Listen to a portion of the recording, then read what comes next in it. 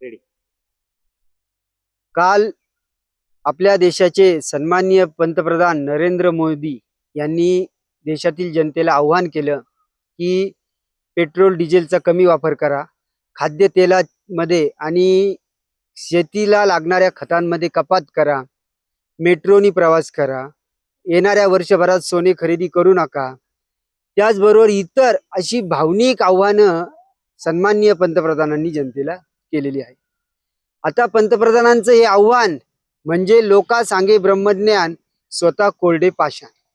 एका बाजूला सन्माननीय पंतप्रधान जनतेला आव्हान करता की पेट्रोल डिझेलच्या मध्ये कपात करा, आणि हे सन्माननीय पंतप्रधान दुसऱ्या बाजूला 100 गाड्यांचा ताफा घेऊन रोड शो करतात. हे जनतेमध्ये नाही मिसळत. यांना रोड शो आणि इव्हेंट करण्यामध्ये समाधान वाटतं. आता पेट्रोल डिझेल मध्ये कपात करा, बचत करा, खाद्यतेलामध्ये कपात करा. मग आता या देशातील जनतेने उपाशी राहायचं का? खतांचा वापर करायचा नाही का? पेट्रोल डिझेल वापरायचं नाही का? म्हणजे याचा अर्थ हे केंद्र सरकार गेल्या 12 वर्षामध्ये आपलं अपयश झाकण्यासाठी हे वेगवेगळ्या प्रकारचं आव्हान करून जनतेची दिशाभूल करत आहे. अरे नाव सांगायचं. मी बाळासाहेब मांजरे, निष्ठावंत कार्यकर्ता आहे, अखिल भारतीय काँग्रेस कमिटी.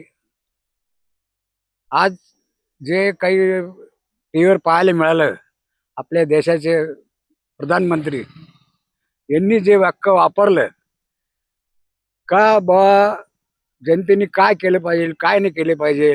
आता जर आपल्या देशाचे प्रधानमंत्री आपल्याला सांगायला लागले का हे करू नका, ते करू नका, आणि सर्वसामान्याचं म्हणजे आपण गोड तेल वापरतो ते सुद्धा तुम्ही वापरून नका.